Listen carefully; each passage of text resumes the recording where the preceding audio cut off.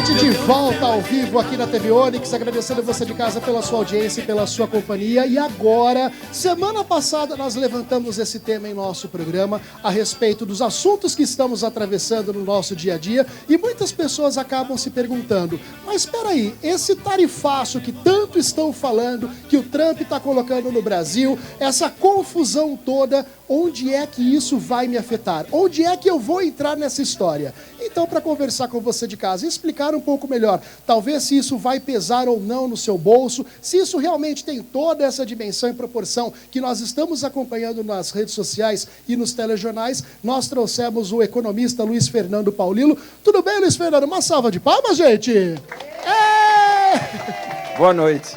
Obrigado pela presença. Prazer estar aqui. Obrigado. Programa muito feliz, muito alegre, o pessoal animado aqui, né? Obrigado. Essa senhora aqui também é muito simpática. Ritmo, né? Ô, Luiz Fernando, as pessoas devem ficar preocupadas com esse tarifaço que está acontecendo, que o Trump está colocando para a gente? Olha, internamente bem menos do que se estivéssemos falando disso há 20 anos atrás. Certo. Que o Brasil era muito mais dependente de exportação para os Estados Unidos. Hoje nós exportamos de maneira muito mais diversificada para muito mais países, continentes. E é claro que sempre algum outro setor que é mais afetado sofre uma pressão, principalmente o pessoal que trabalha nesses setores, né? Tem os seus os empregos vinculados aí. Mas a lista de exceções, nas quais os Estados Unidos acabou tirando o tarifaço do Brasil, ele foi uma lista bem generosa, principalmente aqui para o estado de São Paulo e para a nossa região, porque nós estávamos preocupados muito com o Gavião Peixoto, com a Embraer, né? A Embraer é muito competitiva, todo mundo precisa saber disso. A gente tem uma empresa aí que é campeã mundial em aviação comercial, principalmente esses aviões de médio e pequeno porte, muito competitivo em todos os continentes, nos países desenvolvidos e nos Estados Unidos também. Então, era uma grande preocupação aí. Os setores de produção de laranja, suco de laranja, que é muito forte, aqui é a macro-região, né, de Araraquara, Matão. E os produtos vinculados ao setor de minério. Eu acho que isso acabou amenizando muito para a gente. Se você pegar tudo que a gente exporta, esse tarifaço não atinge nem 2% de tudo que é feito no Brasil no ano, que a gente chama de PIB, né? Que é o Produto Interno Bruto, que é tudo que a gente faz de produção. Então, hoje é muito mais reduzido essa possibilidade da gente ter um impacto negativo aqui para todos nós, né, no dia a dia. Isso é muito bom saber, porque muitas pessoas acabam comentando, falando a respeito dessa situação, e a gente, é claro, talvez por não saber ou não ter as devidas informações, as necessárias informações, a gente se assusta e fala, nossa, agora o bicho vai pegar, agora a casa vai cair. Regininha, está prestando atenção? Então, se tiver alguma pergunta, alguém da plateia, se tiver pergunta também para fazer, fica à vontade. Ela é antenada, né? Antenadíssima. Isso pode ocasionar, Luiz Fernando, por mais que sejam situações pequenas, tímidas, mas isso pode também ocasionar com relação a demissões em massa, empresas mandando funcionários, colaboradores embora. Na sua visão, o que você diz? Você tem esse risco, que é amenizado por essa situação que eu já falei no início. Sim. Né? Porque você olha o emprego diretamente vinculado a uma produção que tem muita dependência com a compra nos Estados Unidos, e também os indiretos, que é toda a cadeia de fornecedores, de prestadores de serviços. Então, como eu falei, aqui para o nosso estado, e principalmente para a nossa região, a gente respirou aliviado. Porque se você olhar fortemente ainda, você tem o café e carnes, que é atingido. Mas tem potencial para entrar em outros mercados. Você vê que agora o governo brasileiro está articulando muito com a China a compra de carnes. Era, né? Isso também que eu ia ali perguntar. Você tem uma taxação muito vinculada à barreira tarifária sanitária. Quer dizer, isso envolve uma negociação direta de governo com governo, quer dizer, governo brasileiro com governo chinês. Se isso avança, já ameniza até um pouco mais. Ô, Luiz Fernando, mas assim, justamente, quando a gente negocia, por exemplo, com os Estados Unidos, nós estamos negociando um preço de dólar e etc. Consequentemente, a gente acaba ganhando um pouco mais para o nosso país. Entretanto, esses produtos que não vão ser comercializados ou vão deixar de ser comercializados, ao invés também de fazer as exportações para os países parceiros, China e outros que a gente tem acompanhado nos noticiários, que o governo já está correndo atrás desses parceiros, que já são parceiros antigos, talvez não com a mesma proporção que eram os Estados Unidos, mas enfim, isso não dá para ser distribuído de uma forma melhor para o próprio Brasil? Aqui você tem uma consequência direta, que alguns produtos que sofrem muito com essa barreira, eles têm um envio imediato para o mercado interno. Você pega, por exemplo, frutas, né? Sim. Aqui na nossa região não, mas você pega lá o Vale de São Francisco, por exemplo, você pegou manga, ficou uma quantidade absurda caindo do pé. Uma parte você escoa, né? Mas isso tem impacto muito restrito, quer dizer, você pega essa safra agora que tem essa consequência. A próxima não, o que acontece? O produtor refaz o seu planejamento, né? Ele refaz a conta, então se ele vai vender menos, ele vai investir menos, né? Não dá para falar assim, está sobrando mais manga no pé, o preço vai cair agora e vai continuar assim. Não, porque quem está produzindo refaz todo o seu plano, né? Quer dizer, como é que eu vou fazer a próxima produção? Como é que eu vou investir? Eu vou restringir o investimento até mesmo em fertilizante, em irrigação, em tudo isso. Estou dando o exemplo do Vale do São Francisco, que produz muita fruta que é exportada. Então, o impacto é muito imediato, depois não mais. Depois, mas não que isso vai cair no bolso, não, né? Não vai baratear o produto. Não tem como, não é de longo alcance, né? Porque se fosse, então tá bom, vai baratear para a gente todos os anos aí. Não tem como, porque a pessoa que está investindo, o produtor, ele não sobrevive, né? Ele quebra, porque ele está investindo aquele montante porque ele está recebendo um montante que justifica isso. Se ele vai receber menos, o que ele vai fazer? Ele vai reduzir o montante que ele está aplicando para ampliar a produção. Eu estou dando o exemplo do produtor de manga, poderia ser qualquer outro. Então, eu reduzo todo o meu investimento em ter uma boa produtividade, etc., porque está sobrando, por exemplo, manga no pé.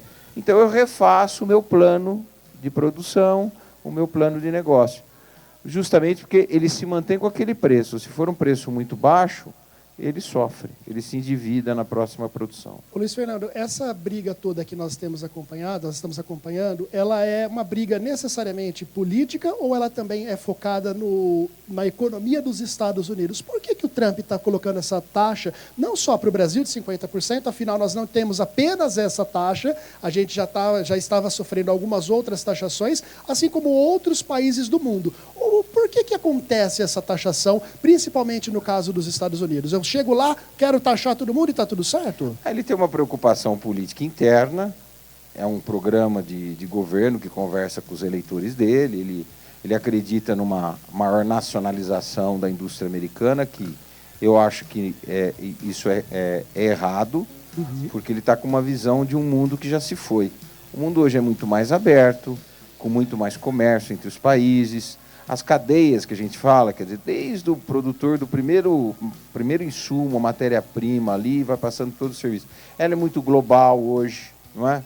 Então, por exemplo, ele vai produzir o carro nos Estados Unidos. Então, vai aumentar a produção de carro nos Estados Unidos para importar menos carro do México, ou do Japão, ou do próprio Brasil. Ele vai fazer isso, mas ele vai acabar inflacionando o preço do carro que é feito lá. Por quê?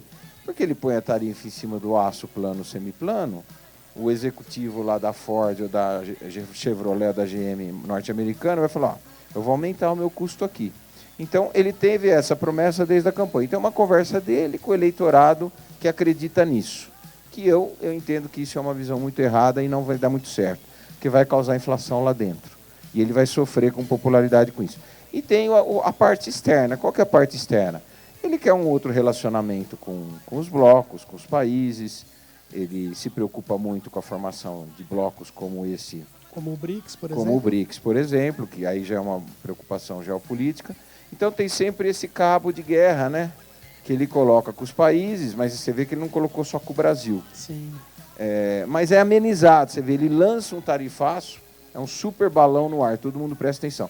Depois ele lança a lista de exceções. E não vai parar por aí. Porque agora entra a parte técnica. O que é parte técnica? São os diplomatas, são os especialistas. Então você vê que de cara ele tirou muitos produtos aqui da nossa região e do interior do estado que seriam impactados, eu citei alguns. Por exemplo, o café. Pode ter certeza que vai ter muita negociação. Então, aos poucos... Vai se organizando a casa, né? Vai diminuindo, vai entrando numa negociação. Não é fácil ficar sem o café brasileiro nos Estados Unidos, porque é um café que serve muito para o mix. Sim. Que o norte-americano gosta. Então, se for lá no balcão da Starbucks, que é uma loja de café muito conhecida dos Estados Unidos, a gente já tem aqui também, vai lá perguntar para o consumidor americano por que ele não tem mais aquele cafezinho do tipo tal que ele gosta de tomar. Porque ele precisa do café arábica, que é muito brasileiro. Né? Ele tem dificuldade de substituir esse café no café que vem do Vietnã, que vem de outros países. Ele iria se a grande verdade dos fatos é que se ele não tomar uma atitude um pouco mais centrada, com um pouco mais de conversa, um pouco mais de diálogo, as coisas podem se complicar para ele próprio mesmo e principalmente para o próprio povo americano, que é isso que acho que nenhum presidente quer, né, olha, veja, a economia americana é a economia mais desenvolvida do mundo. Sim. Né? Você tem ali uma economia mais desenvolvida, ela está voltada para um produto de altíssimo valor agregado. É uma economia que não quer voltar a produzir minério de ferro, aço, se pudesse laranja para suco de laranja, porque a Flórida somente produzindo laranja não supre tudo que se consome em suco lá. Mas ele está voltado para a produção de altíssimo valor agregado. É muito mais, a inteligência artificial... Hoje o mundo é outro, né? É outro mundo, quer dizer, ele vai acreditar em produtos muito primários, que ele está bem servido para o país como o Brasil. Exato. Então, quer dizer, ele está com uma cabeça totalmente desvinculada a 2025, até 2030. Ele está muito lá atrás. Exatamente, ele pode sofrer com isso. A regra do jogo é economizar ainda, Luiz Fernando? Aqui? Para todos nós? Para todos nós. Devemos manter a calma? A economia vai voltar a ser pujante ou a gente... Olha, nós não teremos grande impacto inflacionário com toda essa movimentação. O Brasil é um grande produtor em todos os setores, nós somos diversificados e o que a gente importa do mundo inteiro. Como eu falei, hoje essa relação com os Estados Unidos, ela pega 2% de tudo que a gente produz. Nossa vida vai seguir aqui, nós temos que nos preocupar com outras coisas que podem nos impactar, mas não essa aí. Essa aí eu acho que internamente está resolvida. Uma salva de palmas, gente, para o Luiz Fernando, nosso economista. Acho que a gente pode respirar com um pouco mais de tranquilidade, porque muitas pessoas recebem as informações, muitas pessoas assistem talvez as notícias, veem as postagens nas redes sociais e tá tudo bem, até por falta de próprio conhecimento, acabam se desesperando. Nossa, o que eu vou fazer? Vou correr para o mercado, comprar 10 sacos de arroz. Gente, calma, não é por aí que a banda toca. E essa briga política que está acontecendo, ela não só com os políticos, mas principalmente com a população, tem que de uma vez por todas acabar. Ninguém é A ou B, nós somos o Brasil. E se a gente torce contra o Brasil, nós vamos torcer contra nós mesmos. Vamos torcer em favor do nosso país, independente do que for de A ou B. Torça pelo seu país. É isso, meus queridos. Luiz Fernando, obrigado pela presença, participação em nosso programa. Volte mais vezes aqui para esclarecer esses assuntos econômicos, porque eu não sei se vocês sabem, a minha economia é muito boa, viu, gente? É maravilhosa. Isso diz o Serasa. Obrigado, viu, Luiz Fernando? Foi um prazer. Obrigado. E